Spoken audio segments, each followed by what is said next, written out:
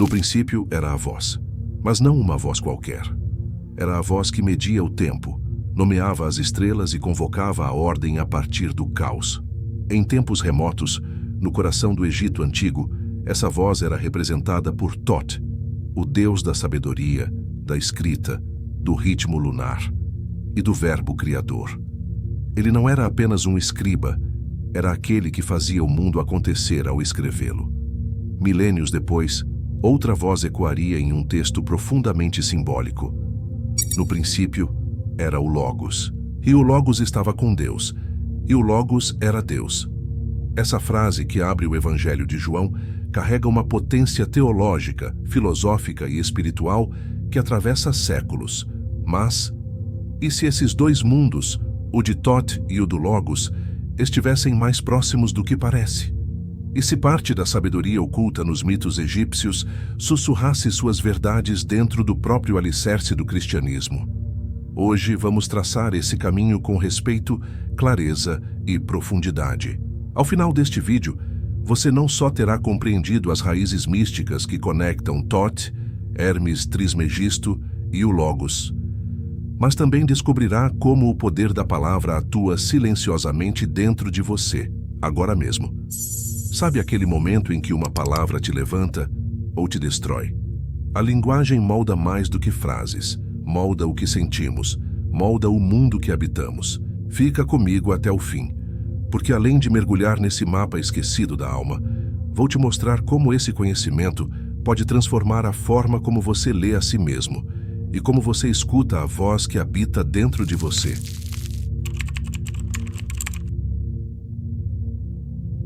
Imagine um mundo onde tudo, o tempo, as palavras, os gestos e até os pensamentos, precisasse passar antes por um escriba.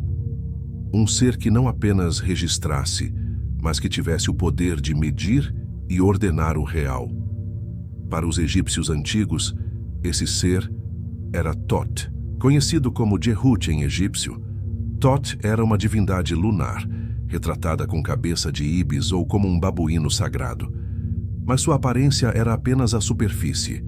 Thoth era chamado de escriba dos deuses, o patrono da escrita, da matemática, do tempo e do julgamento das almas.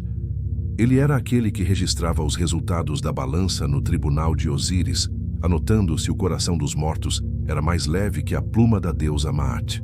Era também o deus das palavras corretas, da linguagem precisa, da magia verbal. Porque para os egípcios, nomear algo era tocar sua essência. Mais que um deus de registros, Thoth representava a inteligência organizadora do cosmos. Ele era a mente que conta, que traça limites e que dá forma ao informe. O compasso oculto por trás da harmonia do mundo. Um psicólogo talvez o chamasse de o arquétipo do Logos ativo. Um teólogo de o mediador da ordem divina. Um filósofo talvez apenas fechasse os olhos e sussurrasse: o princípio que mede. Sabe quando você sente que precisa colocar as ideias no papel para entender o que está vivendo? Essa vontade de organizar o que é interno, de dar nome ao que sente, é um eco de Thoth em você. Se esse conteúdo está te instigando, deixa um like agora, porque daqui a pouco vamos ver como Thoth se transforma em Hermes Trismegisto e depois em algo ainda mais profundo, o verbo que habita todas as coisas. Antes mesmo da pena de Thoth tocar o papiro, uma outra cosmogonia egípcia já falava sobre o poder da palavra. Ela foi gravada em pedra há mais de 2.700 anos.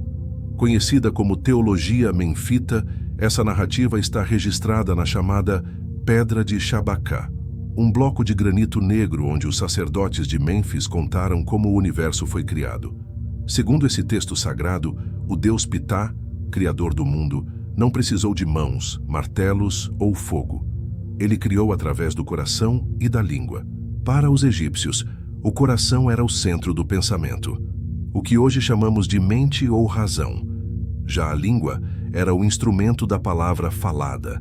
Assim, Ptah pensava no coração, e ao pronunciar o que havia concebido, o mundo tomava forma. Essa ideia se apoia em dois princípios fundamentais da filosofia egípcia: Sia, a percepção ou consciência, e Hu, o proferimento, o som criador. Em outras palavras, ver, compreender e nomear. Tudo fazia parte do ato criador. E nesse gesto, o que era abstrato se tornava real. Você consegue perceber como isso ecoa no próprio ato de escrever ou mesmo de pensar em voz alta? Quando nomeamos uma emoção, ela muda de forma. Quando dizemos "estou com medo", começamos a entender o que sentimos. O universo, segundo os egípcios, também começou assim. Sabe quando você está confuso e só clareia as ideias quando fala com alguém? É como se dar voz ao que estava dentro organizasse aquilo por fora. Isso é Hu e Sia em ação. O faça-se a luz da Bíblia já existia séculos antes como dizei e acontecerá, nas escolas de Mênfis. Aqui, palavra não é só comunicação, é força ontológica, cria, sustenta e transforma. Se essa conexão te tocou, compartilha este vídeo com alguém que também valoriza a linguagem como portal entre mundos.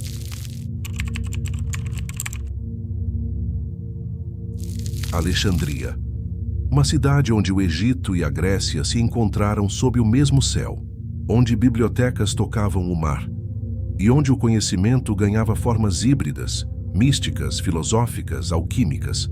Foi ali que Thoth, deus egípcio da sabedoria e da palavra, foi identificado pelos gregos com Hermes, o mensageiro dos deuses, patrono da eloquência e da revelação. Mas essa fusão não gerou um novo deus comum. Ela deu origem a um arquétipo singular, Hermes Trismegisto, o 3 vezes grande mestre do conhecimento divino e símbolo máximo do que hoje chamamos de tradição hermética. 3 vezes grande em quê? Em sabedoria, em magia, em teologia. Hermes Trismegisto tornou-se o autor lendário de uma série de textos conhecidos como Corpus Hermeticum, que misturam cosmogonia, psicologia espiritual, misticismo cósmico e busca interior. Ele não é mais apenas um deus. É um modelo de consciência elevada, uma espécie de ponte entre o humano e o divino, entre o silêncio da meditação e o poder da palavra iluminada. E é nesse Hermes filosófico, nesse Thoth transformado, que começamos a nos aproximar de um conceito que também habita o cristianismo, o Logos. Assim como Prometeu rouba o fogo dos deuses, Hermes Trismegisto entrega à humanidade um fogo intelectual e simbólico, o saber que transforma o ser. Hermes Trismegisto fala sobre a alma, sobre reencarnação, sobre o despertar da mente divina. Não é um deus para ser adorado, mas uma imagem para ser imitada em silêncio e intenção. Já ouviu falar do Corpus Hermeticum? Comenta aqui se você já leu. Ou se quer que eu te indique por onde começar essa jornada.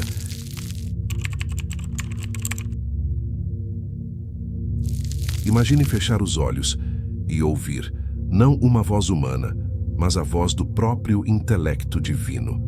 Assim começa o primeiro tratado do Corpus Hermeticum, uma coletânea de escritos atribuídos a Hermes Trismegisto, composta entre os séculos 1 e 3 d.C., no contexto multicultural de Alexandria. O texto se chama Poimandres e começa com uma experiência visionária intensa, quase mística. A mente suprema apareceu para mim e chamou-se a si mesma de luz. Poimandres, que pode significar o pastor do homem ou a mente do poder supremo, revela a Hermes como o cosmos surgiu, como a alma humana foi moldada e qual é o seu destino de retorno à fonte. O Logos aqui é luz, é inteligência que cria, é palavra que guia, é um campo vibratório que conecta tudo o que vive. No texto, há um paralelo impressionante com o prólogo do Evangelho de João. Tudo foi feito por meio dele, e sem ele, nada do que foi feito se fez. No Corpus Hermeticum, o Logos, ou Nous, como é chamado, também é o canal entre o divino e o humano. E o destino da alma? Subir pelos céus interiores, atravessando as esferas planetárias, até fundir-se novamente com essa mente-luz primordial. Não se trata de um dogma, é uma narrativa simbólica sobre o despertar da consciência, sobre o que acontece quando deixamos de apenas crer e começamos a nos lembrar. A imagem da ascensão da alma no hermetismo é como o processo de individuação de Jung, uma jornada simbólica em direção à integração da consciência. Poimandres não ensina o que pensar, ele oferece imagens para pensar dentro. É um logos narrativo, não uma doutrina. Você já teve um momento em que, em silêncio, algo dentro de você te disse uma verdade que não veio de fora? Isso é o logos se manifestando como intuição. Se esse capítulo mexeu com você, deixa nos comentários. A luz está em mim. Assim a gente cria uma corrente de quem está despertando junto.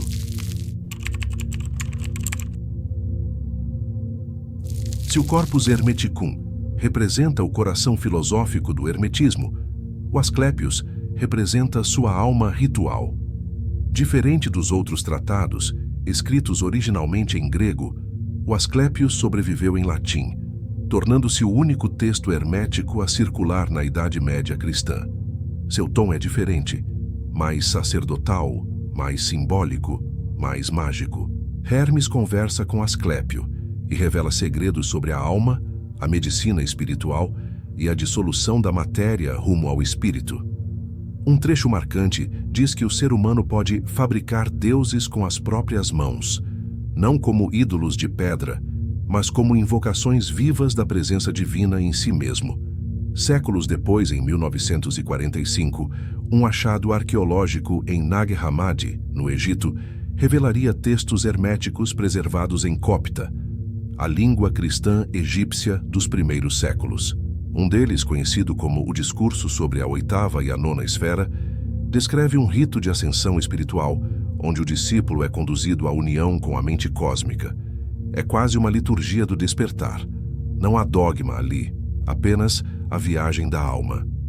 Essas vozes ecoam uma espiritualidade prática, vibracional, onde o verbo não é apenas palavra, mas som que transforma, oração que penetra, silêncio que revela. Esses textos coexistiram com os evangelhos apócrifos. Eles não negam o Cristo, mas apontam para o Cristo interior como experiência mística, não apenas figura histórica. O discurso da Nona Esfera é como uma cartografia de estados alterados de consciência, uma espécie de guia ancestral para experiências que hoje a psicologia explora sob novos nomes. Você já sentiu que um texto te acordou por dentro? Que uma frase entrou em você como se tivesse sido escrita só para aquele momento? Isso é o verbo atuando pela leitura. Comenta Despertei se você já viveu algo assim. E me diz se você gostaria de um vídeo só sobre os manuscritos de Nag Hammadi.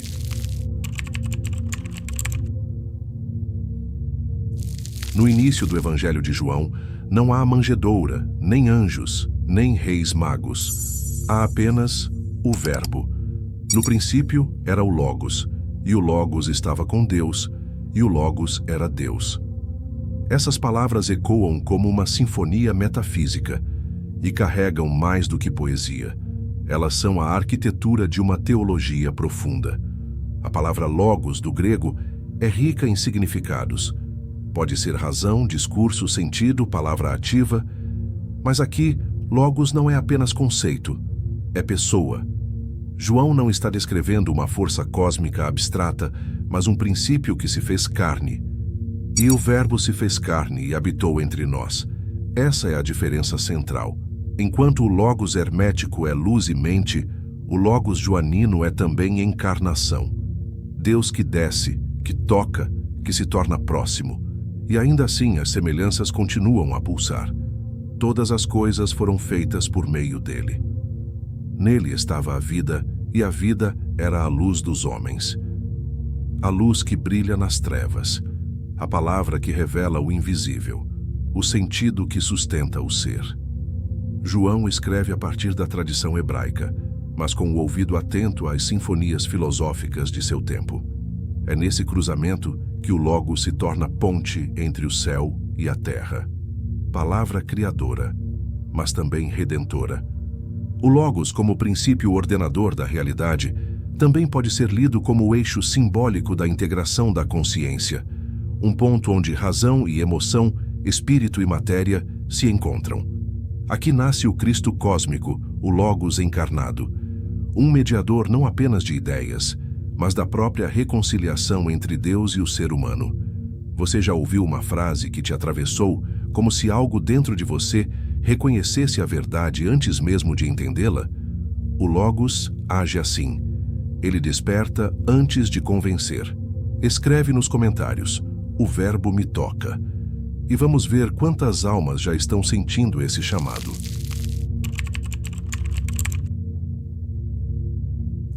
Muito antes de João escrever, no princípio era o Verbo, já havia na tradição de Israel uma figura misteriosa e luminosa que habitava o coração de Deus e agia como arquiteta da criação. Essa figura era a sabedoria, personificada como uma mulher, uma senhora radiante, presente desde o início dos tempos. No livro de Provérbios ela diz: "O Senhor me possuía no princípio de suas obras. Eu estava com ele quando lançava os fundamentos da terra." Em textos como Sabedoria de Salomão, capítulos 7 e 8, essa presença ganha ainda mais densidade. Ela é o sopro do poder de Deus e a irradiação pura da glória do Todo-Poderoso. A sabedoria, aqui, não é apenas um atributo divino.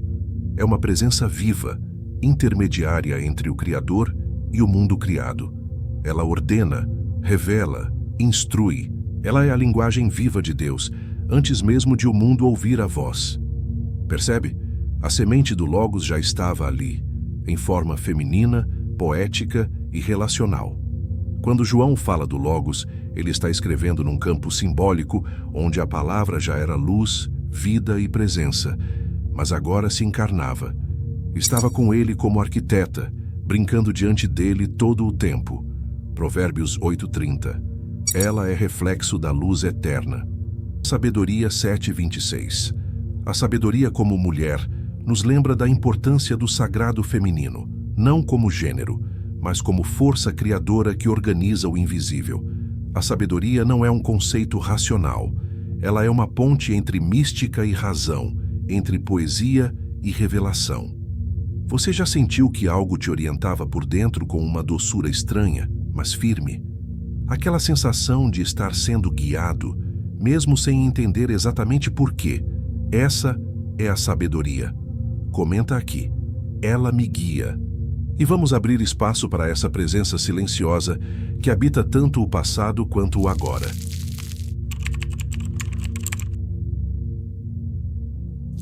Enquanto os textos herméticos circulavam entre alquimistas e místicos, nas sinagogas de Alexandria, uma outra visão do Logos estava sendo moldada. Seu nome era Philon, um judeu nascido no Egito helenizado no século I, contemporâneo de Jesus, mas com outro tipo de missão: traduzir a fé hebraica em linguagem filosófica grega. Para Philon, o Logos era mais do que um intermediário. Era a razão ativa de Deus, a mente que organiza, expressa e sustenta o universo. Ele escreveu: "O Logos é a sombra de Deus. É a imagem mais próxima que a mente humana pode conceber do invisível." Na visão de Philon, esse Logos é a mente por trás da criação, a voz dos profetas, a lei moral inscrita no mundo. Aqui temos uma ponte única. O Logos de Philon nasce da Bíblia hebraica, mas fala com os códigos da filosofia estoica e platônica. Ele aproxima o Êxodo de Platão, o Sinai da Academia, e prepara sem saber o terreno simbólico para que João anuncie: esse Logos agora se fez carne. João e Philon talvez nunca tenham se conhecido, mas andavam por caminhos paralelos, tentando responder à mesma pergunta: como o infinito se comunica com o finito, sem deixar de ser Deus? Philon vê o Logos como o espaço mental onde Deus toca a razão humana. É como se o nosso pensamento mais nobre já estivesse dialogando com o sagrado, mesmo sem perceber. O Logos não nasce no Novo Testamento como um estranho. Ele chega como alguém esperado, uma presença que já rondava os salmos, os profetas e os sábios do deserto. Já sentiu que algo fazia sentido antes mesmo de você conseguir explicar? Aquela clareza que surge no meio do caos mental? Philon diria: esse é o Logos se manifestando. Se esse capítulo te conectou, escreve nos comentários: "O infinito sussurra em mim." E me conta se você já conhecia o nome de Fílon, esse elo silencioso entre a Bíblia e Platão.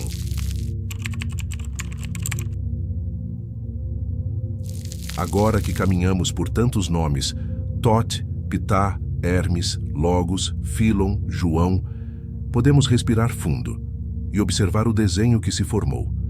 Porque apesar das diferenças históricas, teológicas e culturais, há padrões simbólicos que atravessam esses sistemas de crença como correntes subterrâneas, e 3 desses padrões se destacam: luz, palavra e medida. No Egito Antigo, Ptah cria com o coração e a língua. Thoth escreve o mundo com precisão lunar. A palavra não é discurso, é estrutura. No Hermetismo, o nous é luz. O logos é mente ativa. A palavra cria e sustenta, e a alma sobe até ela como um retorno à origem. Em João, a palavra se faz carne. A luz entra no mundo. A medida é o amor. Veja, o logos é luz.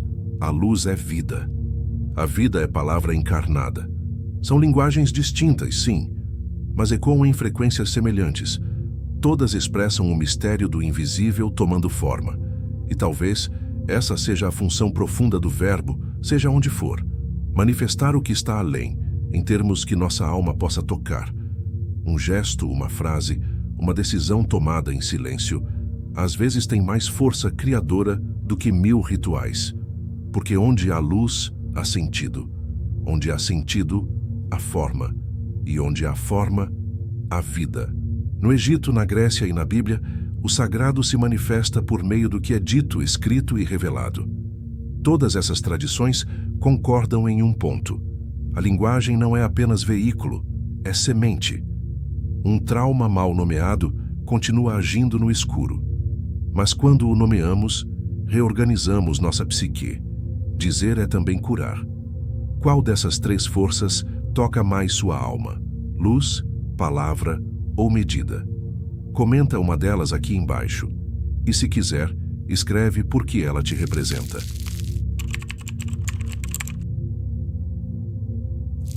Até aqui, caminhamos por paralelos fascinantes. Mas é hora de respirar fundo e colocar os pés no chão. Porque tão importante quanto enxergar os ecos entre tradições é saber onde eles se separam e por quê. E aqui vai uma verdade desconfortável. Nem tudo que parece conexão é. Primeiro ponto. O logos joanino, no Evangelho, não é uma ideia filosófica neutra. Ele é uma pessoa, um ser divino que se fez carne e entrou na história.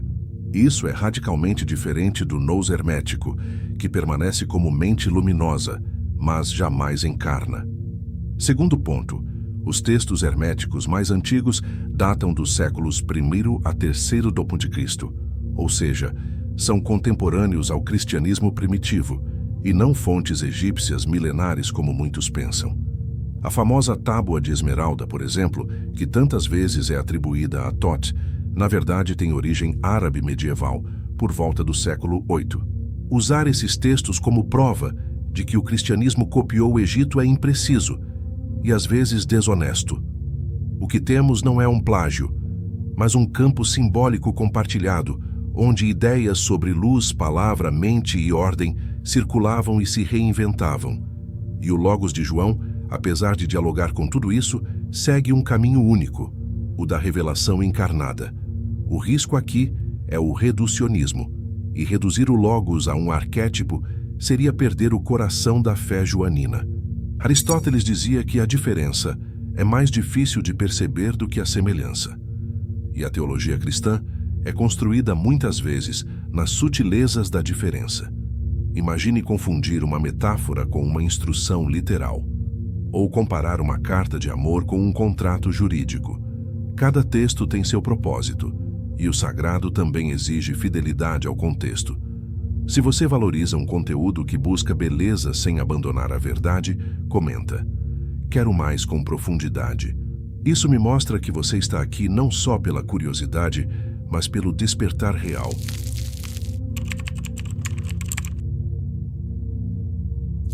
Ideias não morrem, elas dormem, e às vezes despertam em outros corpos, em outras línguas, em outras eras.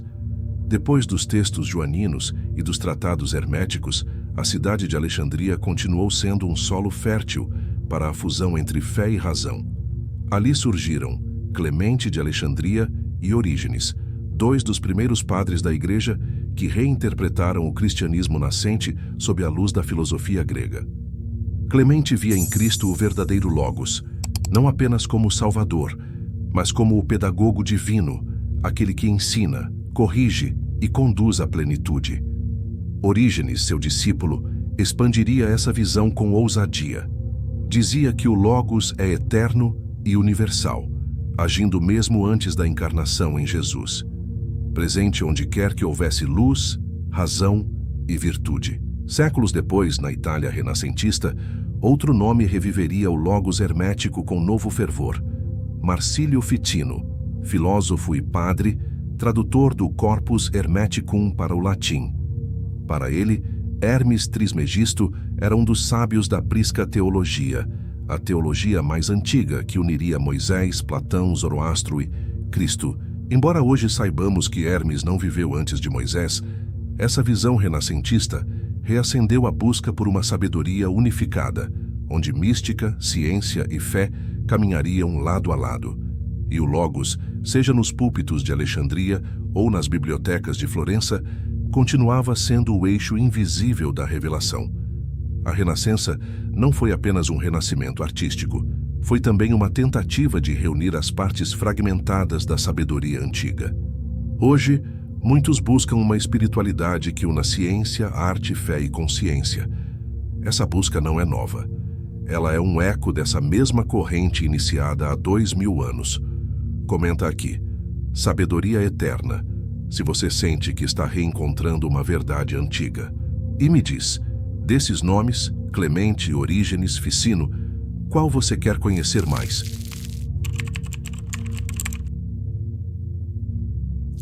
Depois de tudo o que vimos, Thoth, Pitá, Hermes, João, Fílon, é natural perguntar: e agora?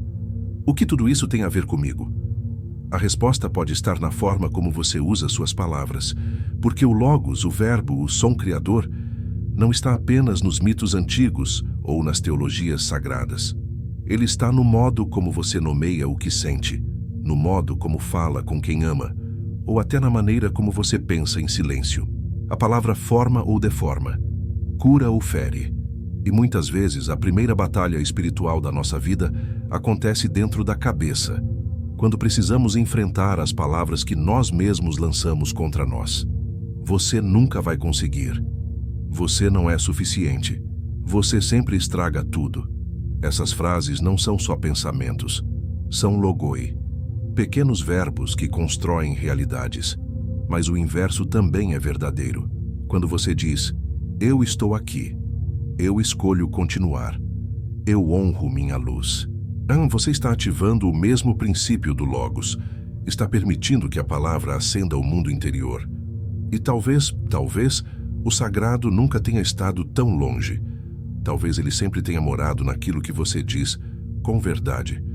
Em psicoterapia, dar nome à dor é o primeiro passo da cura, porque tudo que é nomeado começa a se reorganizar. Quando você ora, medita ou afirma algo em voz alta, você está se aliando ao Logos Criador. Você está praticando o verbo que sustenta o invisível. Qual foi a última palavra que te curou? Ou a última frase que você precisava ouvir? E ouviu? Compartilha nos comentários e vamos transformar essa sessão num campo de cura coletiva.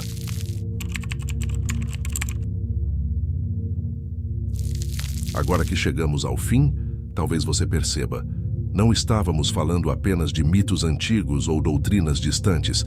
Estávamos falando da sua mente, da sua boca, da sua alma. Entre a pena de Thoth e o sopro do Logos, há uma ponte invisível, feita de silêncio, de símbolos, de palavras que curam. E essa ponte existe, dentro de você. Porque quando você nomeia sua dor com compaixão, quando escreve algo verdadeiro, quando oferece uma palavra de alívio a quem precisa, você está sendo parte do mesmo mistério. Você se torna aquele que escuta o verbo e também aquele que o pronuncia. A palavra é você. Se você ficou até aqui, agora carrega uma nova chave: a consciência de que suas palavras são sagradas, que o Logos vive em você, não como crença, mas como presença. Comenta aqui: o Verbo vive em mim, se essa jornada tocou algo profundo em você.